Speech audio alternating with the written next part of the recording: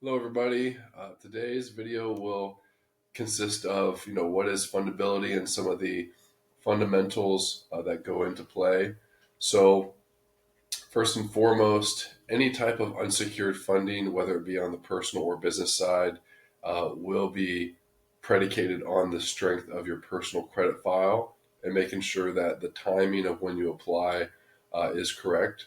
So that's taken into account, making sure that you don't have anything negative reporting on opened or closed accounts, no late payment history, charge off history, or any active collections or bankruptcies reporting.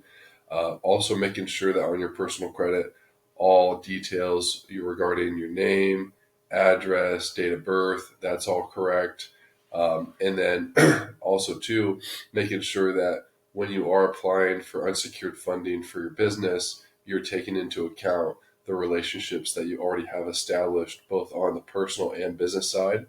Um, and then making sure that obviously when you do apply for the business funding, that the application has what it needs to back up the request. So if you're requesting an unsecured business loan or an unsecured business line of credit, you're going to have time and business requirements as well as company financials, whether that be bank statements, business tax returns, P&L, debt schedule to support that application. If you're applying for a business credit card, typically the only requirement is the application itself, a credit check on the personal side. So the business credit card is, get the relationship established, get your foot in the door. Down the road, once that relationship has been established and you have that track record with the bank, that's where opportunities for business loans, unsecured business lines of credit come into play. And then obviously you want to make sure that all records, both on the personal and business side, they stay consistent and updated accordingly. So if there are any address changes, phone number, email changes, you want to make sure that obviously everything's up to date, as well as making sure that you're also keeping an eye on how your business credit is doing. So nav.com, great resource. You can look at your Experian business, Equifax business, Paydex score, SBFE score for the business. So that will definitely impact more so the business loan and business line of credit applications.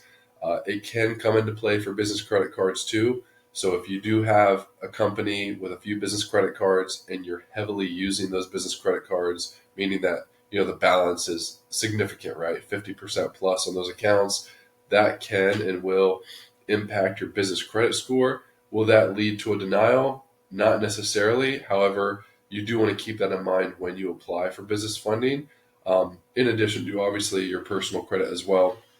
And then making sure that, again, you have the requirements needed in place and that you are fully aware of what is entailed in the application. Because, for example, let's say you're going to do an SBA loan, right?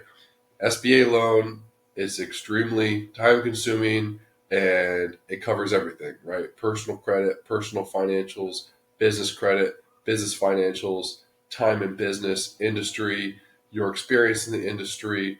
It's obviously, one of the cream of the crop products as far as the business loan side of the house goes. You can get long term monthly payments, fixed interest rate, usually very competitive and lower than a lot of other business loans. But the time frame you're looking at to get that actually completed, can range anywhere from 30 to 60 days on average. So it's not, quick funding by any means. But if you do have everything that is required for a loan of that type, that is definitely, eligible in those cases. But yeah, when it comes down to, again, getting funding, making sure that, again, your personal credit's optimized, you have a diverse business banking portfolio in play. With those two components, that's when now you can look at actually getting really nice unsecured business funding options available. And again, just to recap, getting a business banking relationship established out of the gate, typically a business credit card is a lot of times, especially for real estate investors, the only option, right? To get started with that relationship, get your foot in the door, establish the reputation, get access to some business credit a lot of times at no interest for anywhere from a year to a year and a half, depending on the promotional period of the product. And then with that relationship established and with that product that you can now responsibly manage and show over a period of time that you've used it wisely, you're paying it down, you're using it, you're paying it down, they'll give you credit limit increases on those products. And they'll also open up opportunities to say, hey, I think your company would be a great fit for our business loan or our unsecured business line of credit. We've already pre-approved you. At that time, when the bank is approaching you to apply for additional funding, that's a great position to be in. And that's really ideally where you want to be when you apply for unsecured business loans and unsecured business lines of credit in particular.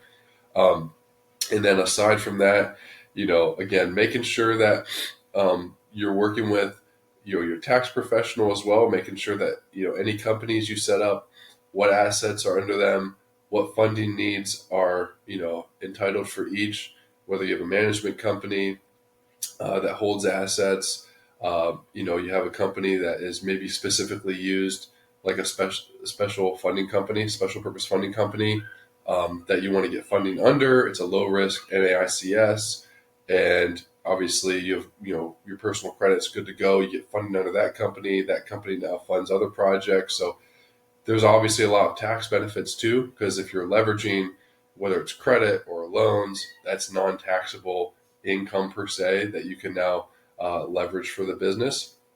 And then any interest that is accrued from these products is obviously tax deductible as well. So you want to make sure that if you do take out a loan and you're using that for a period of time, document all the interest that you're paying on that loan that you're using strictly for business purposes as tax deductible. And so it's definitely a way. Using leverage is how you can get your business off the ground much quicker than just leveraging your own personal capital. And if you are in a position where you are maxing out personal credit cards, you're taking out personal loans, you're taking out home equity lines of credit to fund your real estate investments or business ventures, it can get the job done. It does for a lot of people. However, it does make your personal credit go in kind of like a roller coaster almost. So like, 1 month, it might be really good, low utilization, great score. And then when everything reports, now your score drops, sometimes 50 to 100 points, depending on how much you're utilizing these products. And now you're in a bit of a pickle, especially if you're waiting for projects to get done, you're waiting for a cash out refi to go through, but you want funding. Now you got to wait. Instead, if you're using business credit that doesn't report to your personal credit file, your personal credit stays untouched.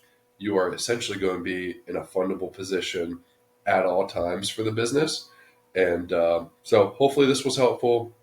Again, we specialize in helping our clients make sure that, number one, their personal credit is optimized. Number two, building out a robust business banking portfolio. And then last but not least, actually getting approved for unsecured funding for whether it's your real estate investments or just building your small business.